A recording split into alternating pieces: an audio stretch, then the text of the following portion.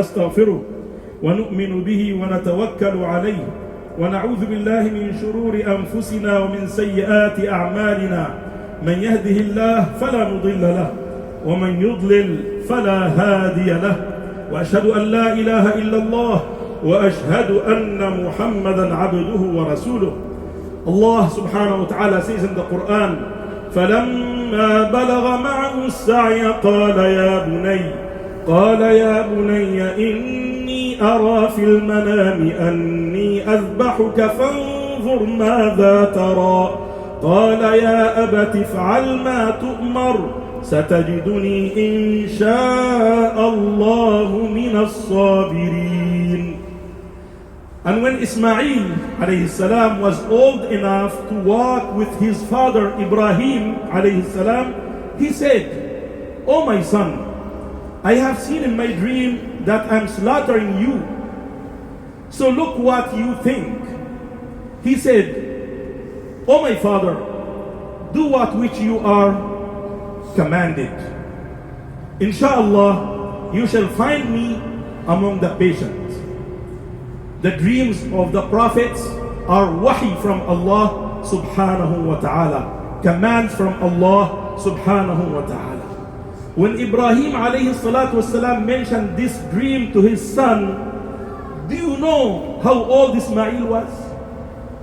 Some of the Mufassirin said he was 16 years old. Some of them said he was 13 years old.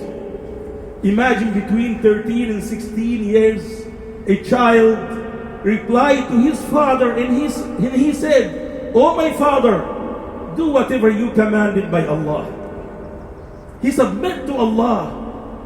Imagine if a father tell his son nowadays that I have seen in my dream that I'm slaughtering you. What's he gonna do? 911. Right? Dad, you're gonna go to mental hospital. Of course. So if Ismail alayhi salam was trained to submit to Allah subhanahu wa ta'ala. He was a child, but he was in the state of a man. He used to help his dad to build Al-Kaaba in that age. The Kaaba that millions of Muslims go and make Hajj over there right now. Subhanallah.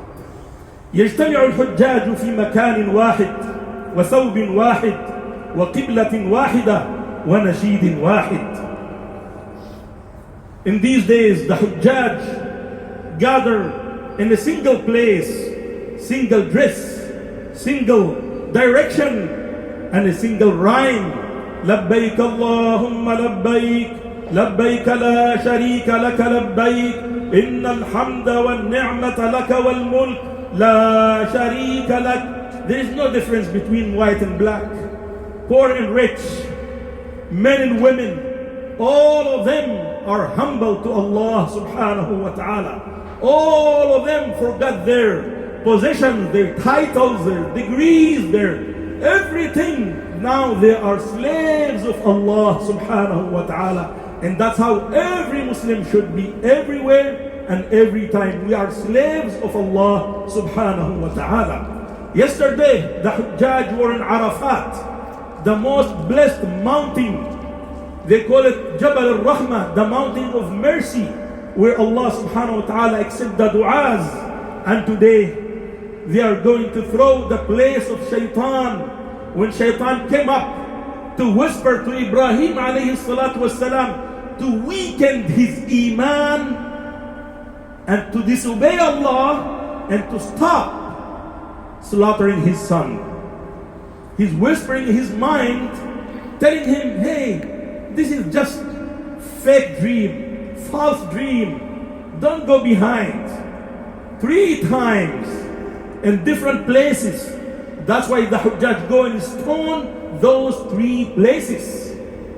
We are declaring to Allah, "Ya Allah, our main enemy is the shaitan.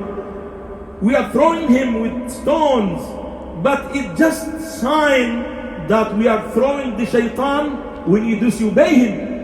When shaitan tells you to do something haram, you say, "A'udhu billahi minash shaitan rajim."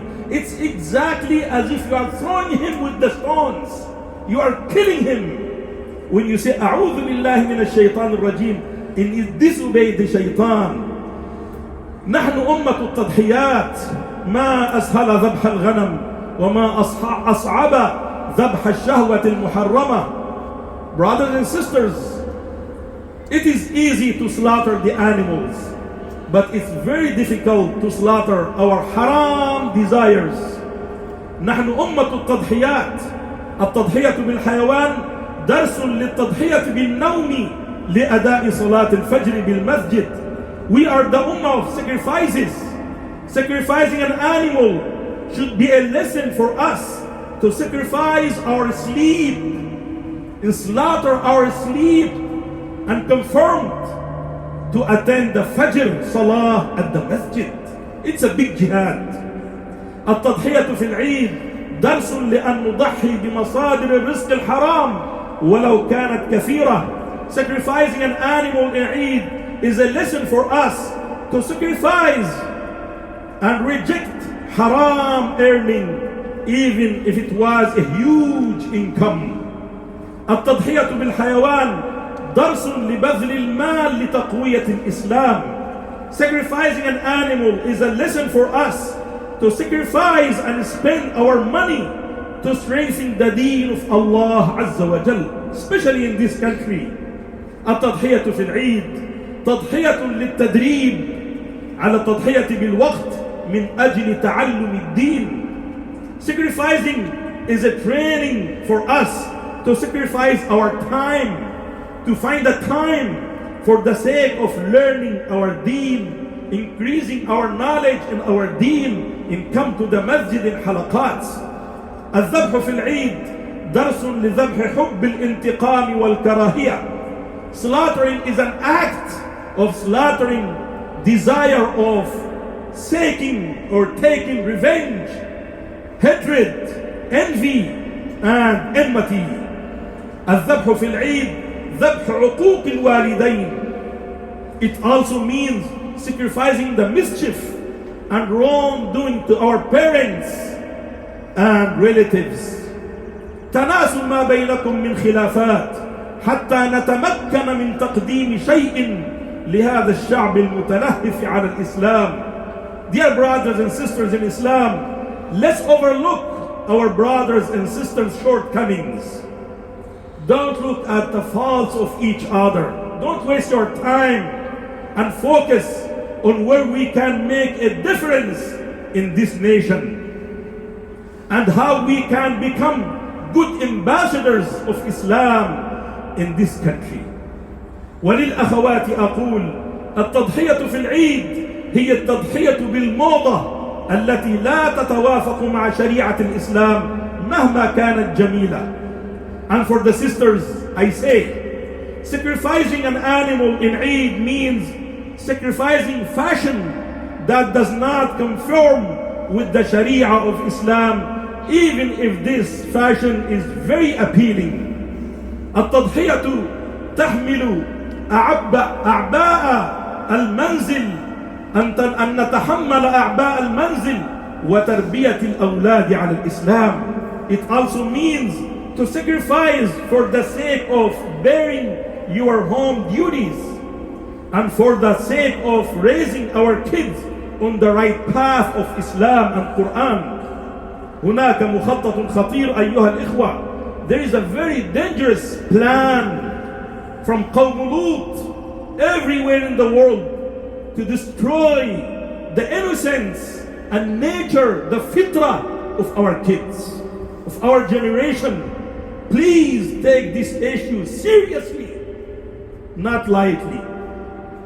التضحية في طاعة الزوج وخدمة المسلمين. It also means the sacrifice for the sake of obeying your husbands as long as they obey Allah and His Messenger, and for the sake of serving and helping your Muslim brothers and sisters.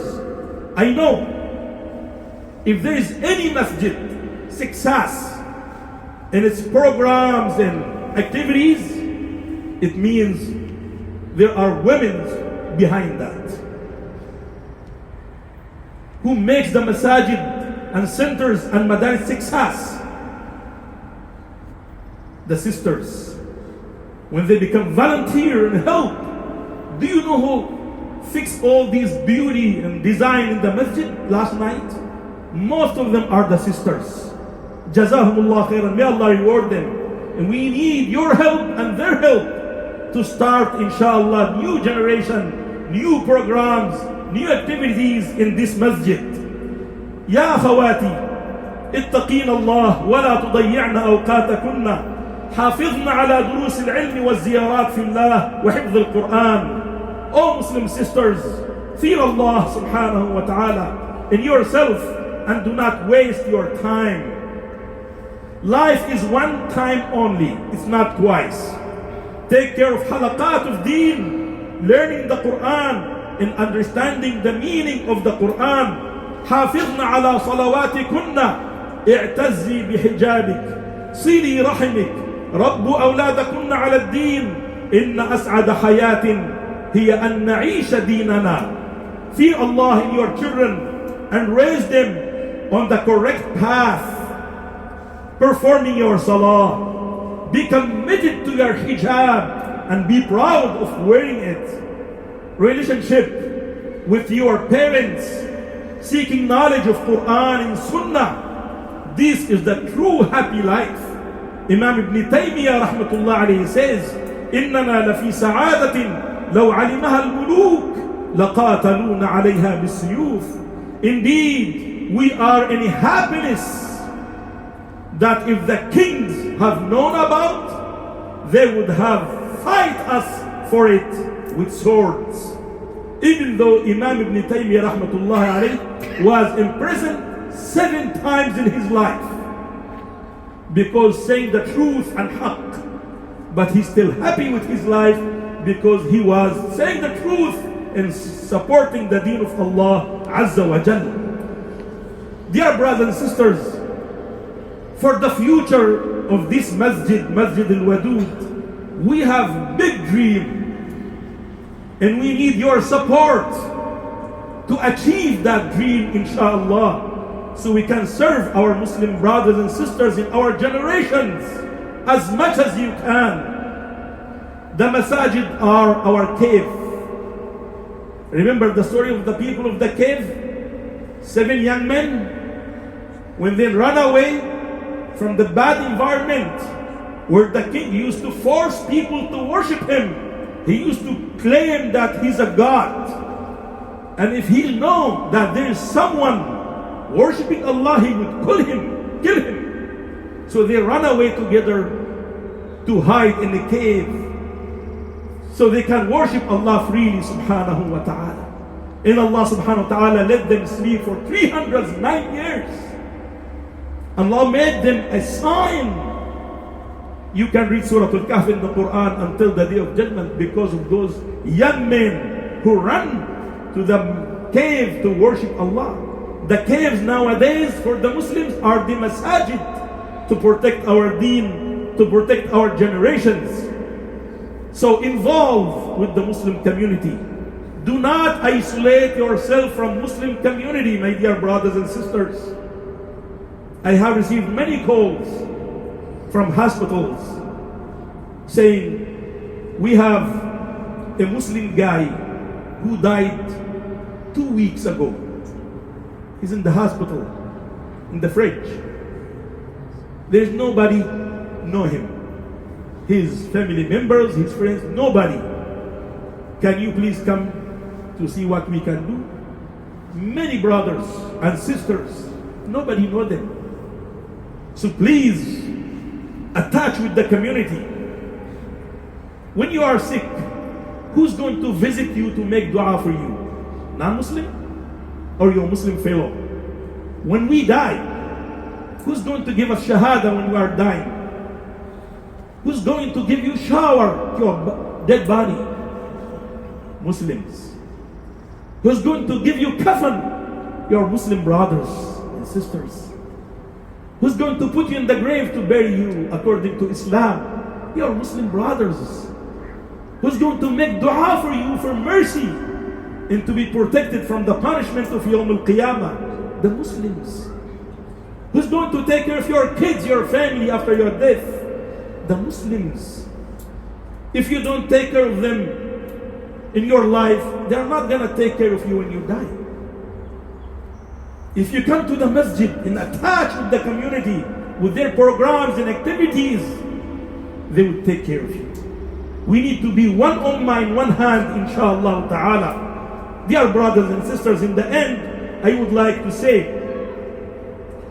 remember your brothers and sisters all over the world who displaced and homeless. The least level of iman is to feel the suffering of our Muslim brothers and sisters and the oppressed all over the world. If we don't feel for them, then there is a question mark for our loyalty to our deen, to our Islam. And regarding the udhiyah, the non-Muslim says that you guys, you don't have mercy in your hearts towards the animal. You slaughter the animal, shed bloodshed in your Eid. And they forgot that every single day they slaughter 1 million animals to serve Kentucky, McDonald's, Burger King, to feed the rich and to make money. They forgot that. They don't know that we are slaughtering the animal and share it with the poor people for free. They don't know that Allah has created the animals to feed us. They have mercy towards the animal, but they don't have mercy towards our brothers and sisters in Iraq, in Syria, in Afghanistan, in India, in Kashmir, in Burma, in Igor, in Yemen, in Sudan, everywhere. Who's igniting this fire other than those people who have mercy on their gods? This is a real hypocrisy. Dear brothers and sisters, the takbir will continue after each salah. Today, we started already from yesterday, today and 3 more days, inshallah ta'ala. And the same thing for the udhiyah. Today plus 3 days, you are allowed to slaughter your udhiyah. And the greeting between us, taqabbal Allah minna wa minkum, which means, may Allah accept from all of us.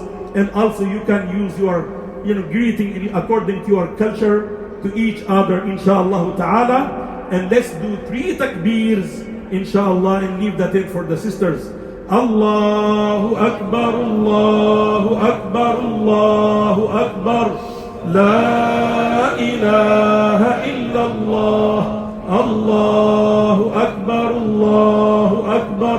Walillahil hamd. Allahu Akbar, Allahu Akbar, Allahu Akbar. La ilaha illallah. Allahu Akbar, Allahu Akbar. Walillahil hamd. Allahu Akbar, Allahu Akbar, Allahu Akbar. La ilaha illallah. Allahu Akbar, Allahu Akbar. Walillahil hamd. Wa sallallahu